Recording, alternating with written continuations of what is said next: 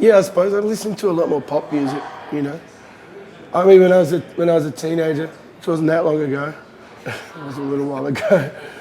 Um,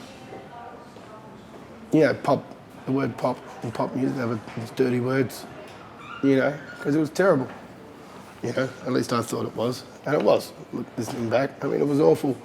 But I think pop at the moment these days, in the last sort of five years, I don't know, maybe my ears just opened up. But personally, for my personal taste, I think pop in the last sort of 5 to 10 years has just been great.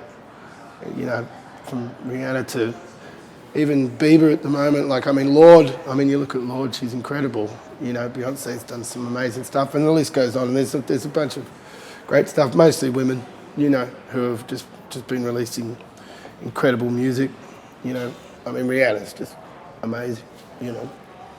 And, you know, you look at Sia and everything she's done. So I was listening to a lot more pop and just thinking, wow, you can really just go there with a lot of stuff. And look, I think because I've never really belonged, you know, to a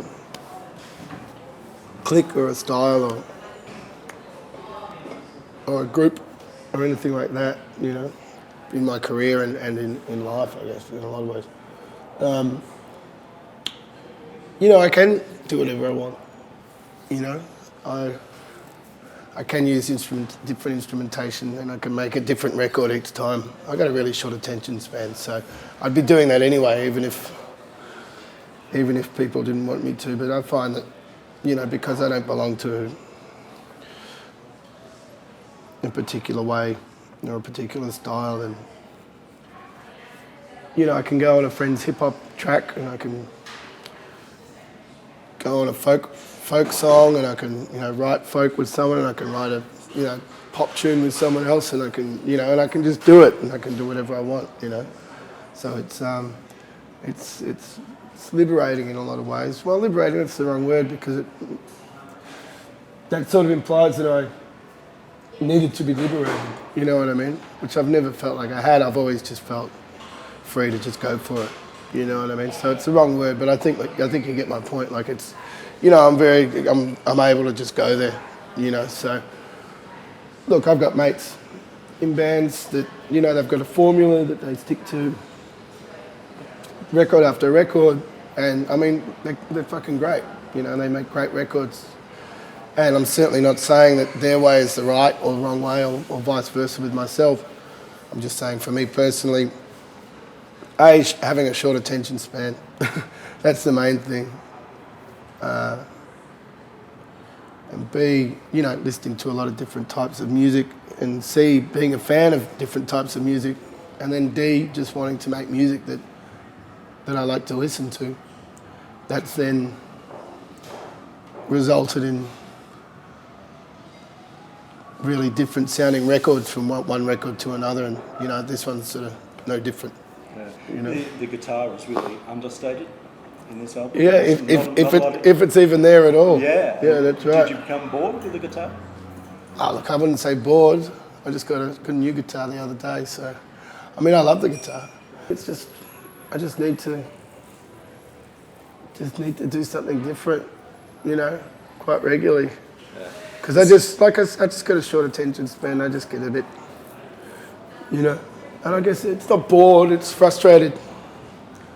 But I guess it's the same thing. I'm splitting hairs. I guess it comes through boredom. But I'm certainly not bored with the guitar. I just wanted to do something different. There are instruments that I haven't used before on Killer that are doing similar things to what I would have used a guitar for on Blackbird, or, you know, or on other records, you know, or other demos or whatever. But yeah, it's a good way of going about it. So what does it mean for your stage show and what you actually do on stage with this album?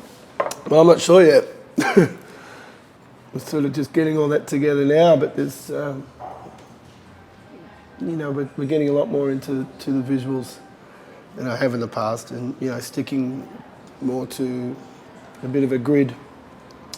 Not to say that things aren't still going to be, because I've always put on a pretty sort of loose live show, and I don't mean, you know, I'm like the musicians are really top, great musicians, and we're always very tight, and we run a really good band and a tight band. But I mean, we can just go for it. It's pretty free, You know, and it will be as well with this next live show, but there are going to be things where we have to hit that at that point because the lights are going to do this, you know what I mean, which I haven't really done before, and it's a bit daunting, but I'm looking forward to it. Yeah. Well, let's talk about some of the tracks. The album begins with a song called Drover, which begins with a pretty impressive drum roll. Was that a conscious statement? Yeah, well, yeah, it didn't happen by accident. It was, yeah. We just wanted to do something cool. And, you know, drum rolls are cool.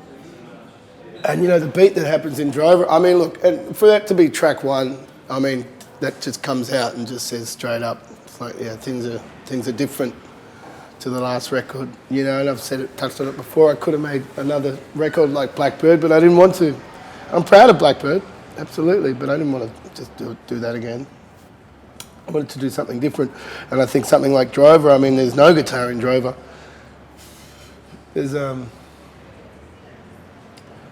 some sounds, there's some electronic beats with some real drums, and there's some bass guitar, and the rest is just vocals, you know. And it's a really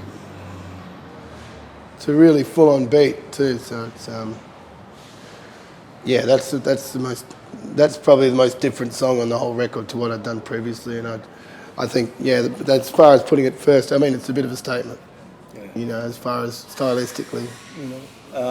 The track Killer, why is that the title track? Well, yeah, it's more the other way around, if that makes any sense. I don't know. Like, Killer was always there. I didn't know what to call the record. Killer, I mean, we play that live. It gets a good reaction. We have a good time playing it. I don't know whether I'm going to take it to radio or not. And I was trying to find a name for the album. And I mean, Killer's just such a cool word, you know. And, you know, Jerry Lee Lewis, it's called The Killer. I mean, it's a bit dangerous, obviously. But it's kind of cool as well. It can mean, like, you know, good, you know. It can be a positive meaning. It's got a few different layers. And also just visually and orally, I mean, it sounds cool. And to see it written, I mean, it looks great, you know, even if you didn't, I mean, just as a visual, you know. And yeah, I think it's a bit dangerous, it's a bit cool, it's a bit, you know, I don't know. It's, I think it's great, and I think it's, you know, and I always envisioned how it would look, and how it does look now when I see the posters up for the tour and stuff like that, just this big, bold, you know, Killer. It's just very bold and very, very full on, and, you know, I think it's a good representation of where we've taken things. Yeah. And the album ends with a track called Easier Man. The first thing that came to mind when I heard that song was that it could be a male version of Paul Kelly's Difficult Woman. Did that ever cross your mind? No, not really. But I see what you mean, though. Yeah, definitely. I was watching a documentary about John Lennon, and I don't want to word this in a way that makes me sound like I'm comparing myself to John Lennon, because I'm not at all. But they were talking to his first wife, and she just said this line. She said, "I knew that there were easier men, but, you know, I just loved him." And then I just thought, oh, well, that's cool. Easier men, you know, bit of a gift. You know, as a songwriter, you hear something like that. And so I just switched off the TV and then wrote that song. Yeah, I thought that's a really good way of describing it, you know, because you can be a good person, but you can still be difficult. And you can still be a pain in the ass at times, you know. Yeah. So I just thought that was really cool. And again, the words, like, obviously the meaning and what it's sort of the meaning behind those words, but also just the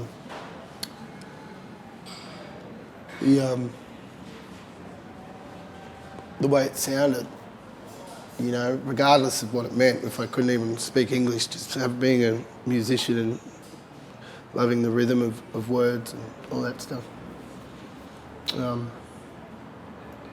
Yeah, the way it sounded, I thought it sounded really cool, you know. And then obviously the meaning behind it and hearing it, how I heard it, you know, a woman who, I mean, essentially was still in love with this person and always would be, but she's resigned to the fact that it's just like, he's It's just impossible. You know, it's pretty sad, you know. It is, it's sad, melancholy. Yeah, and as a writer, I've sort of always been drawn to that sort of stuff, that sadness. Yeah, for some reason. You work pretty closely with Jan. What did he bring to the project? Oh, Jan's my producer, and he's, you know, my best mate. So, you know, he brought a lot. You know, we're family. Yeah. He probably got frustrated at times. I know he did with me. I think there are easier men to work with. But, you know, look, generally speaking, we, you know, we're just really close and we're really honest and, you know, get the job done. I think that I've got a pretty good ear, and I think, you know, you need to be a musician, and particularly be a recording musician, but to be a producer, and particularly Jan, who's, you know, one of the best producers that this country has and has ever had and will ever have. Yeah, I mean, that's just a whole nother level, you know. I can hear when something's in time or in tune, or out of tune or out of time. And that's about the extent of it. And I've got a really good memory for stuff. But yeah, the stuff that someone like Jan can hear is, yeah, so I can't even begin to understand it. And I've been doing this for most of my life. You know. So yeah. So the album's out July 28, you tour September, October. What happens after that? I'm going to go over to America and do a little bit over there. And again, it's been hard to sort of break into other territories because I don't really belong to a style of music. So I've got a lot of good mates over there, and, you know, I work a lot over there and I write a lot over there. You know, we'll just wait and see. I'd like to think that we'd be able to get something going at some point. You know. Certainly not going to die wondering, you know. I'm going to give it a go. But at the same time, if they don't like it, they don't like it. I mean, what am I going to do? You know, all I can do is write records, and I don't know. There's no guarantee that you wanted to talk to me. There's no guarantee that the people across the road are going to play it. You know, I'm just very lucky that you do, and I'm very lucky that they want to play the record. I mean, you just don't know whether anyone's even going to like it, let alone hear it, let alone like it. I mean, you know. So it is what it is. You know, I don't feel like I'm owed anything or that I deserve anything. You know, I don't think anyone does. I think, you know, you just got to work hard if you want it, and, you know, and just realise it doesn't matter if you get it. You know, samely if you don't get it, whatever. You know. Right, Dan, thanks for your time. My pleasure. Thanks.